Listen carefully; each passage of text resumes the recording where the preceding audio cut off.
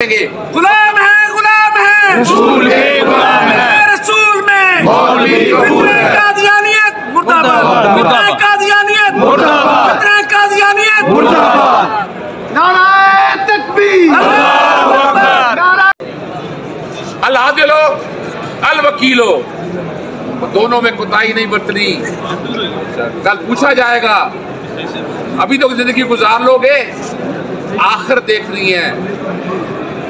आपको आइन और कानून के मुताबिक फैसला करना, और शरा आइन के आर्टिकल 227 में लिखी है।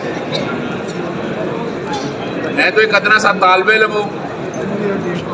हुज़ूर नबी करीम सल्लल्लाहु अलैहि वसल्लम की शान में जब भी गुस्ताखी हुई है, चाहे वो फेसबुक ने की है या किसी और ने की है, फ्रंट फुट पे कोशिश की है।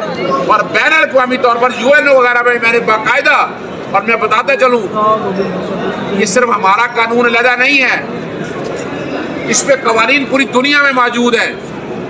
कॉम्बैटिंग रिलीजन के ऊपर बाकायदा UNO की रेजोल्यूशन मौजूद है। बड़ी सीधी सी बात है कि जब आप पे कलमा पे ईमान ही नहीं, तो फिर दीन पे कैसे ईमान आ गया? दीन तो वो है जो कलमे की बुनियाद पर है।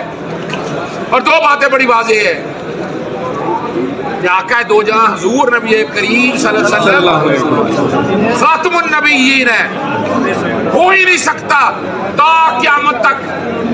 तो हमारे तो ईमान का हिस्सा है। बिल्कुल हर एक को हक है, अगर कुछ काम करना चाहता तो करे, लेकिन हमारा आइन जिस बात की इजाजत नहीं देता, हमारा दीन किसी बात की इजाजत नहीं देता, तो वो आप काम नहीं कर सकते। हमें किसी के जिंदगी गुजारने से कोई सरोकार नहीं है। वो गुजारे, लेकिन अपने आप को वो मुसलमान नहीं कहला सकता। तो ये याद रखना है हम सब ने। इस मामले पे आप देख लें, हमारी बुकला बरादरी सब कितनी खड़ी है। हम किसी भी स्टेज पे जाना पड़ा तो हम पीछे नहीं हटेंगे।